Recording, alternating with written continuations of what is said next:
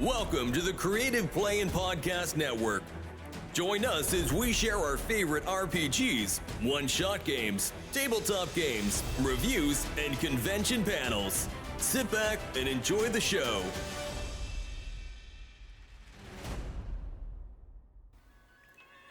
Hi, this is Kelly, aka Trixie from Ragnarok and Roll, assigned to Ragnarok Story, and Tilda Wimblewick from D&D Journey of the 5th Edition. First off, I would just like to say thank you to everyone for listening to our varied adventures, as well as for rating us on iTunes and RPGpodcast.com. If you haven't rated us yet, we would greatly appreciate it if you could. And if you're looking for more ways to support our efforts, we are now on Patreon, a great site where you can help us continue making more podcasts, as well as some special surprises for our patrons. If you can, please look us up at www.patreon.com/cppn. Every little bit helps. And again, thank you for listening. Hey guys, Jim here. And Kelly. And welcome back to RPGaDay 2023. It is August the 29th. We are almost done with the month.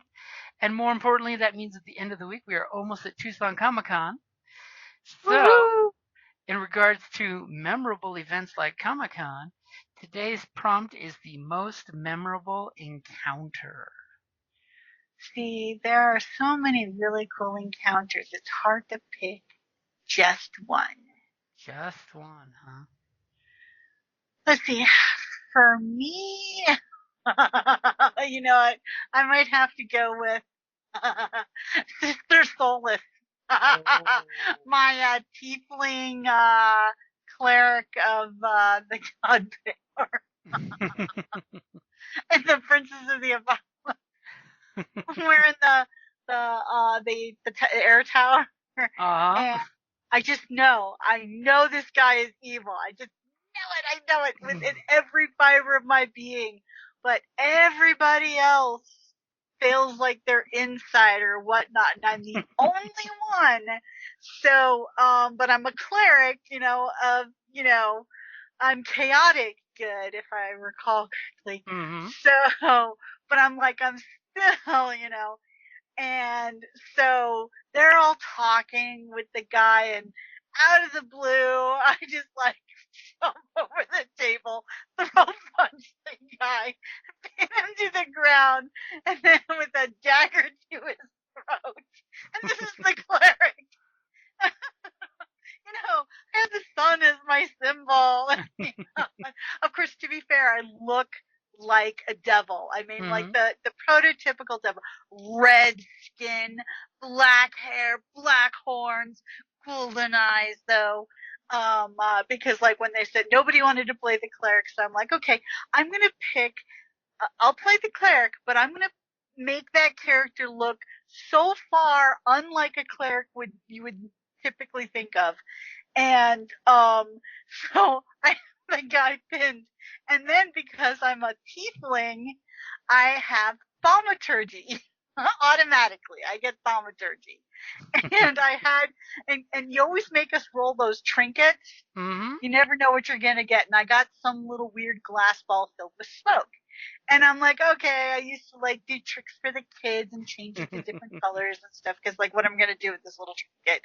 So instead, I pull it out with a guy's throat, out of my bag, and it's and I tell him, this is a lie detector.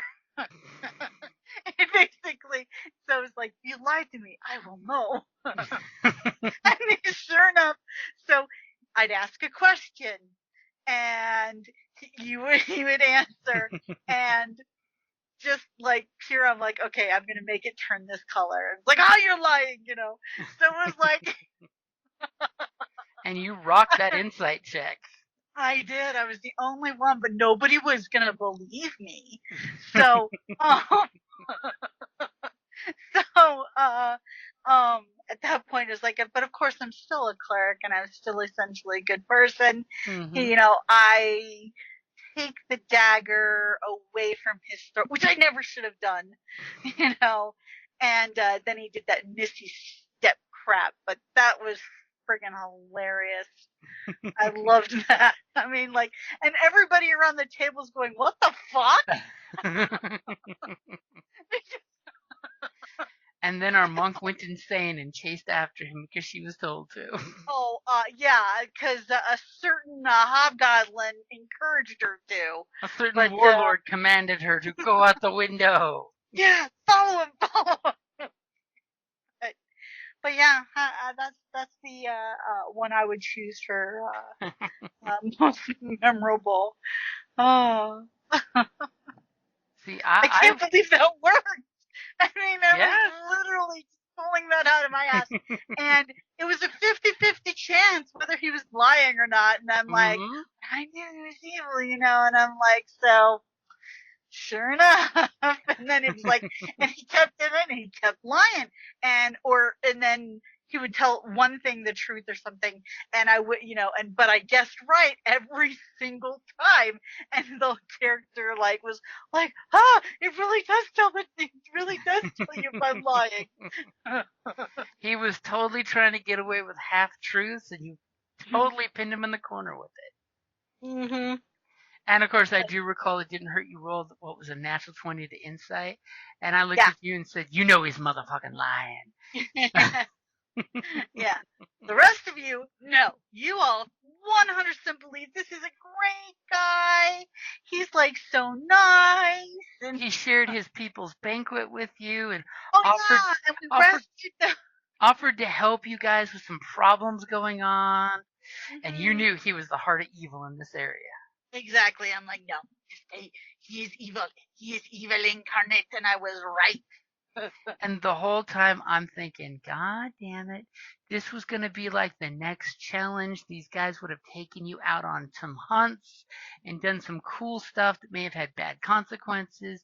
But nope, you just bypassed 3 levels worth of material, and you're just like, you, the devil, you evil. And to which the guy's like, oh shit, I gotta get out of this room. This chick put a knife to my throat. Misty step out the wind and fly like the wind.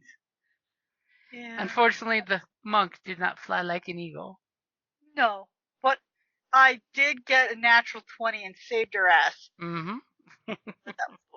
Which is funny because in an earlier chapter, she got a natural 20 and saved my ass. My character is literally going to die.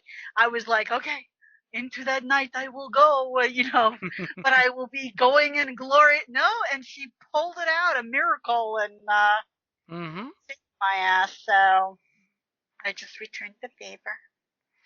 See, now for my most memorable encounter, I will actually be dropping one that happened this week on our Theros game.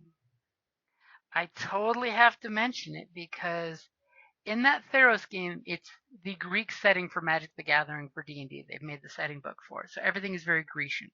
And our group has basically been told, they've been prophesized by the equivalent of Oracle of Delphi, that they're the heroes that will slay the Titans when they rise against the gods. So they're going to have to go out and do these series of legendary quests to get the powers and the things they need to eventually, at level 10 to 15, fight the Titans that are coming after the gods, because the gods can't do anything because they made a truce, and the gods don't want to be the ones to break it. But champions of the gods are total different exclusionary cause. Well, for our group, they drank from the horn of plenty, so they each got these cool visions of what weapon they need to get, and total great way of giving them the here's your private mission from your god and a vision from drinking mega hooch from a horn. And the group went to a temple of the goddess who's basically Artemis. She doesn't have, a gaggle of virgin warriors with her, but she has her own druid priests and priestesses. And the guys went to where they were told her area was after parting with some satyrs on one of their harvest nights. And unfortunately, our monk in the group, he's Nyxborn, which means he's an elf in a world that doesn't really have elves. And he wasn't born so much as the god of death, the Hades of this world, plucked him from the sky and laid him down on the world to become a Nyxborn creature. So when he does his uber power, he turns like half night starry sky and can do some cool stuff. And he's a monk. And pretty. direct servant of Hades. His goal in life is to hunt any undead down or anyone who has escaped Hades' call.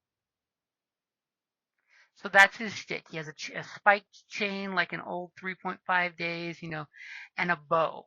That's the things he's good with. Well, when they got to this beautiful island, and mind you, right before they got to this island, a certain satyr warlock of the goddess of fate poached a deer right outside the island, and then totally botched the survival roll, thereby ruining the corpse for food purposes. It was hysterical. Perfect time for a natural one.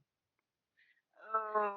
So yes, that character has blood on their hands, so to speak, when they get onto the island.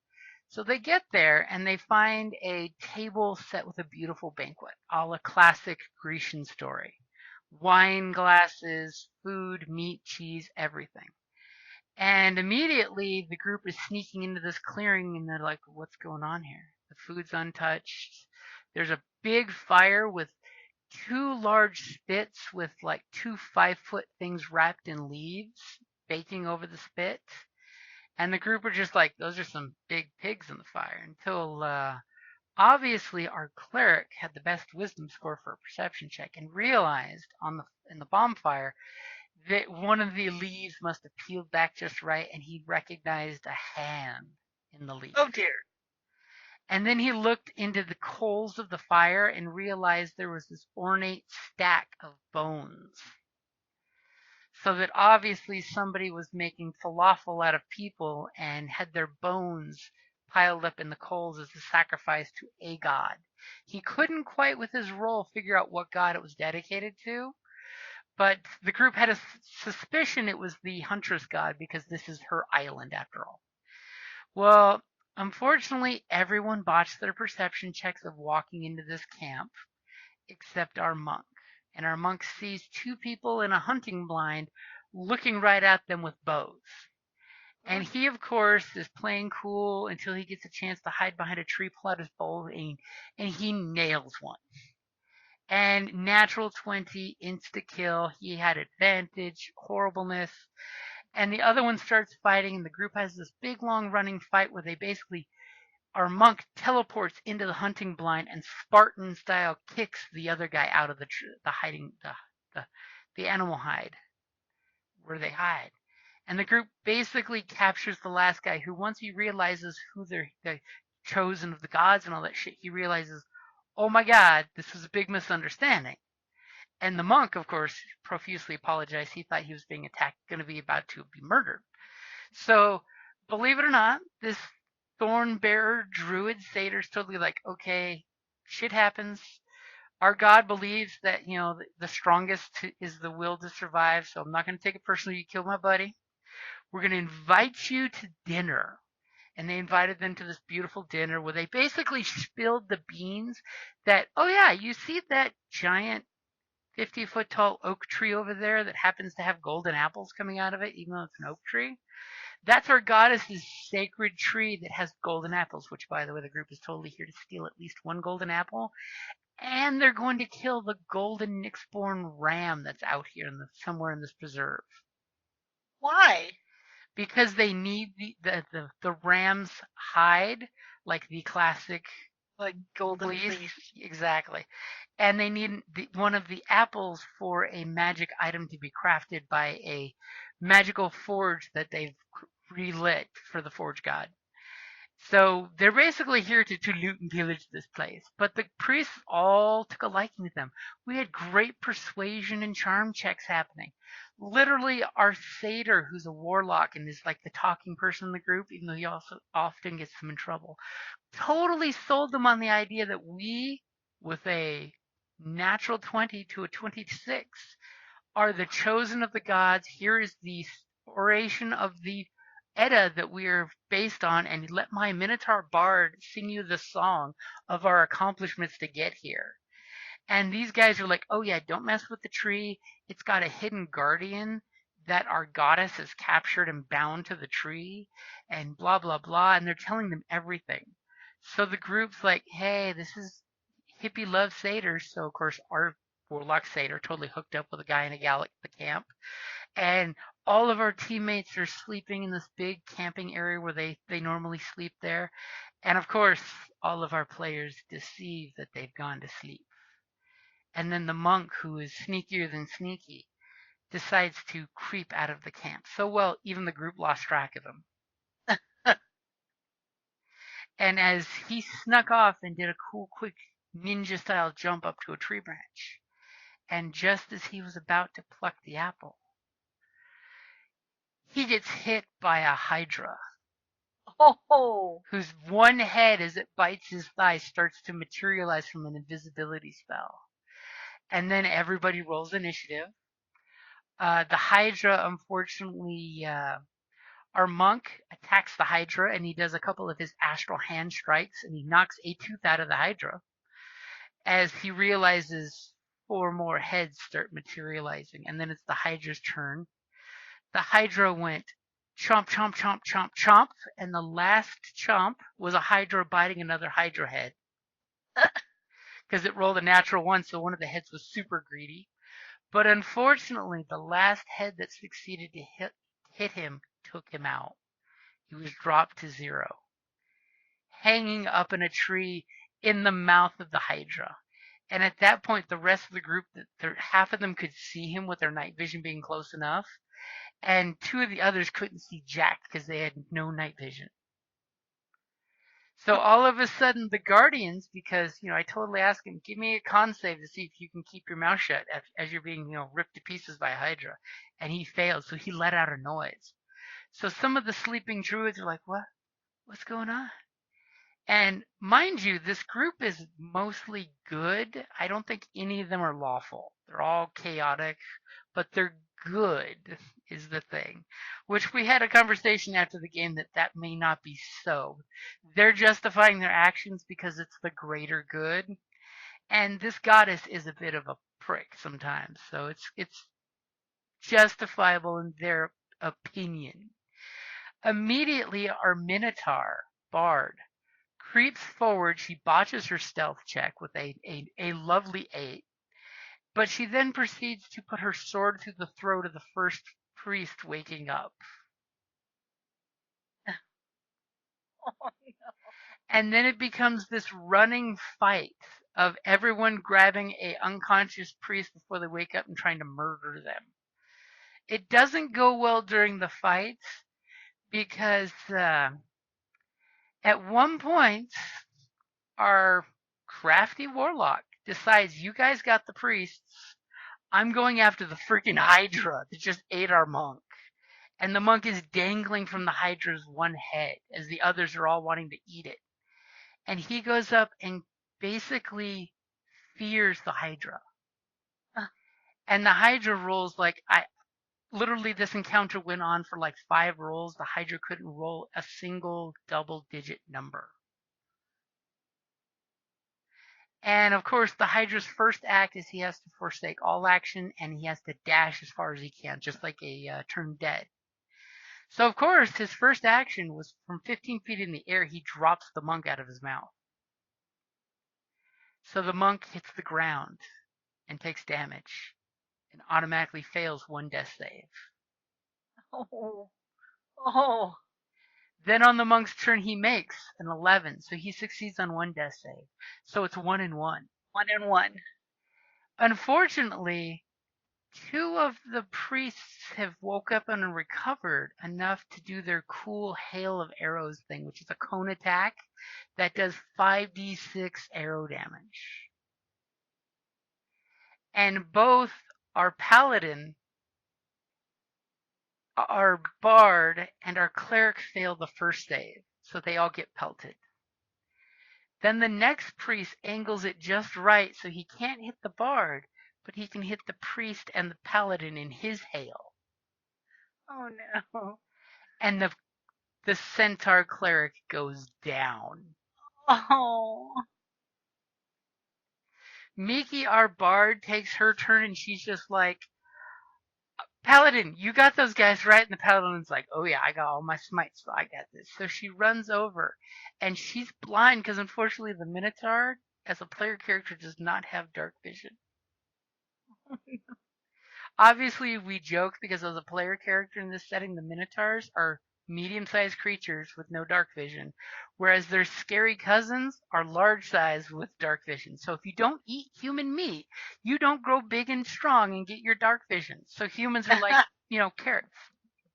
Oh, yeah, okay. She runs out there, and where she sees, she doesn't really see, but she hears the beast.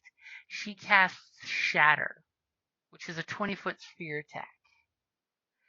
Unfortunately, the Hydra makes his save. Go figure, Hydra and a con save. Takes a little smidge of damage. But unfortunately, the target it was just holding in its mouth that fell to the ground at its feet is within the 20-foot sphere. So our monk takes shatter damage and now has a second failed saving throw. Oh no, one more and that's it. And in the meantime, because shatter is a 20-foot and shatters anything, there are half a dozen magic apples that all explode and turn into applesauce on the ground. So 6 sacred magic apples were just destroyed and wasted. And you know what the goddess is going to think about that next session. You not only came and attacked killed my priest, attacked my guardian, and you vandalized my tree for no good reason.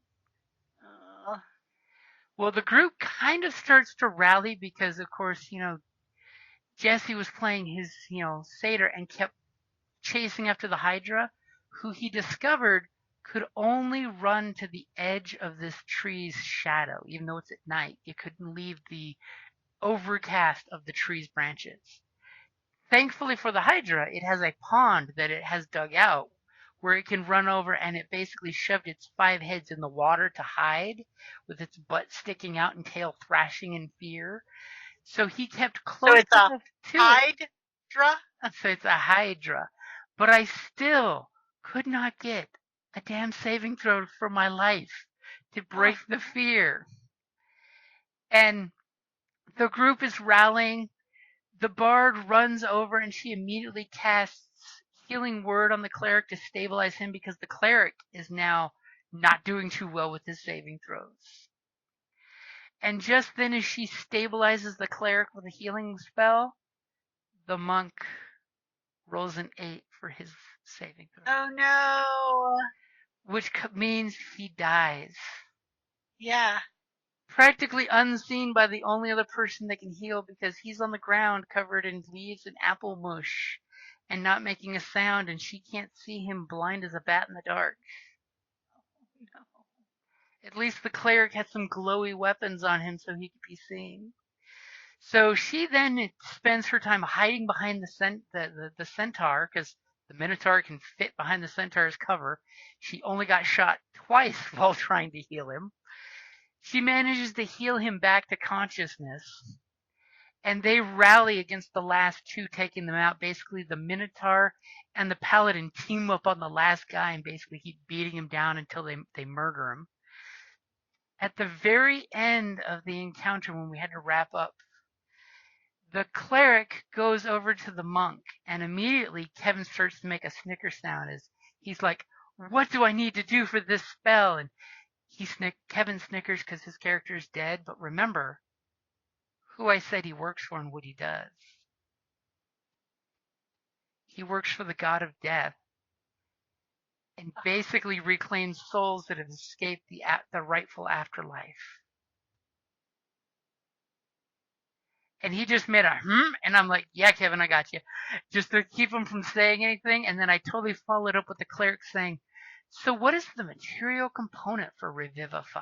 And he's like, "Oh, 300 gold coins and diamonds." And I'm like, "Yeah, remember that prince in the city-state you made allies with? He gave you a bag full of diamonds." Because, they totally saved this guy earlier on and became his best friends and totally made his father and older brother hate them because they know this. They're going to make sure this kid inherits the city-state. So he kneels down to the monk, who is known as the Redeemer, because he redeems souls that have basically escaped hell or their rightful end place. Because it's Elysian Fields and Hades type of deal. And he casts Revivify, bringing the monk back to life. And totally I'm getting all these messages from his character saying he doesn't know me. He has to have forgotten who I'm all about. And I'm like, uh-huh. What are you going to do? Because you're gone. he just violated your basic tenets of your existence. You were never born. You were brought from the night sky to make sure souls went to their proper place. I even described to them as he was dead, you could almost see his silhouette back in the night sky. Because we've actually had a few game sessions where he couldn't make it. So obviously he went back to the Nyx, the night sky that's always perpetually there even during the day. So, the thing that's most memorable at the very end, he's laughing and cackling because he's like, I may have to kill the whole party. I don't know what my character's going to do. And I'm like, dude, you need to think about this. That you basically were off to your rightful reward for a life well lived. He's put undead down. And on top of that, there's going to be consequences because the group was told about the guardian under the tree, so it's their whole fault. If this Hydra breaks the fear and jacks them up, they got this coming. But on the plus side, they know if they walk away from the tree, he can't follow. And then he'll slowly turn invisible if he takes no effect as part of his curse. That he's cursed to trap there and turn invisible if he's not in combat. And we have a monk who's brought back to life who believes in true death. He's even said twice before when we didn't have a cleric in the group, if I die, let me die. I mean, because he does have this like childlike innocence because he's only like 2 years old, even though he appears to be a fully formed elf adult. And then on top of it, the group knows with all of the druid priests that they murdered, 2 of them were out tending their duties. And the amount of noise the group made, especially when the bard finished off using a thunder wave on the last surviving guy, and the guy just barely survived it, then turned around and headbutted the paladin 3 times, and he failed every strike with his headbutts. It was tragic. My guys were rolling for crap. But it was great because here the players went after 2 encounters at once, basically. So I was actually, as Jim, their friend, it was happy that they were rallying after this because it could totally have gone the other direction. Great skill uses, great tactics, great teamwork. Everything was beautiful.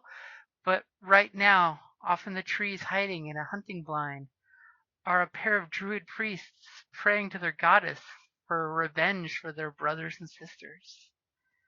Revenge for the tree and the sacred apples that they are bound to protect.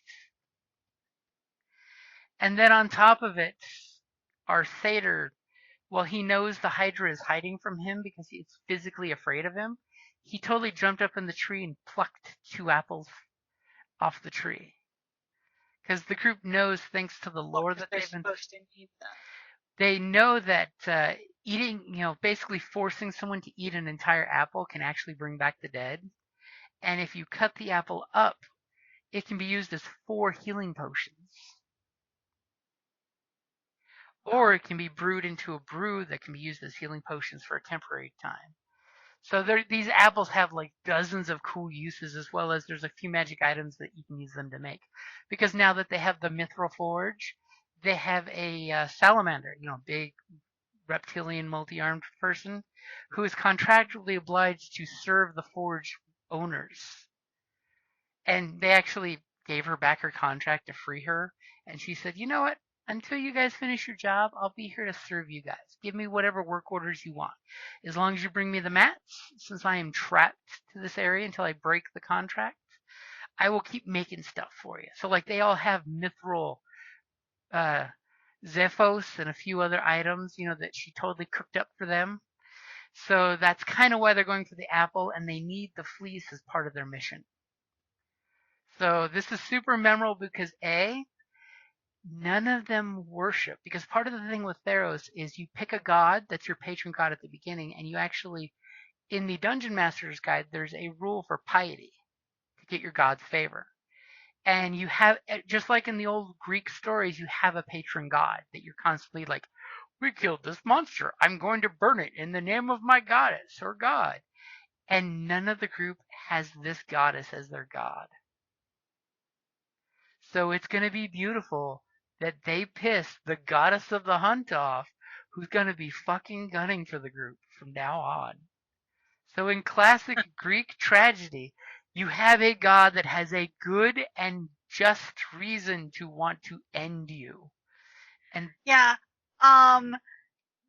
there's many stories of Greek gods not even having a really good reason going after, because it's a day that ends in Y, let's fuck with the humans. How'd that work out for Odysseus?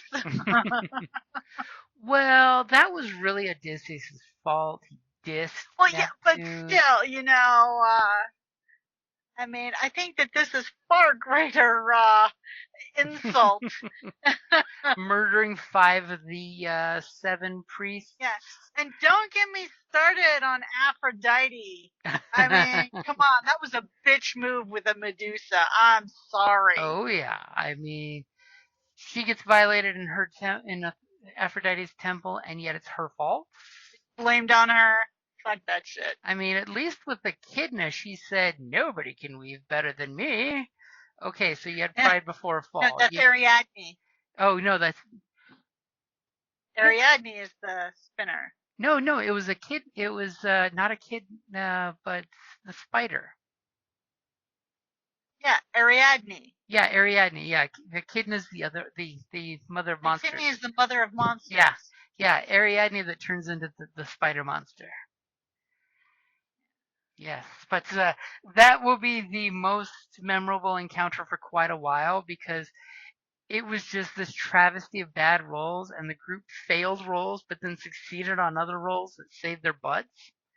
I mean, and then there's the idea of the Minotaur just looking at the group going, are we doing this?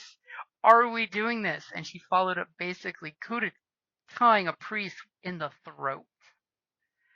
And that's the first murder they've really committed. They've gotten into fights with their satyr friend because the warlock has openly used enchantment magic in public places for stupid reasons. Like, you're going to give us this breastplate, and the blacksmith says, no, I'm not. And all of his apprentices are like, did he just throw mind magic at him? Never use ensorcel magic in public. Because they literally had to do a whole convert the witnesses to change their stories and save him in a court of law and on one of those sessions.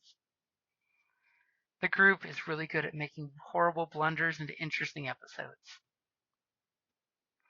So I think we've definitely gone on, because obviously these were very memorable encounters that still come fresh to the mind. But that is probably a good place to wrap up August the 29th, most memorable encounter. Thank you for listening, guys. Bye. Thank you for listening to the Creative Play-In Podcast Network. If you enjoyed our show, please check out D&D Journey of the 5th Edition and Ragnarok Enroll a Scion Hero to Ragnarok Story. Also, check out our Patreon page for more content and behind-the-scenes things, as well as joining us for a one-shot game or two.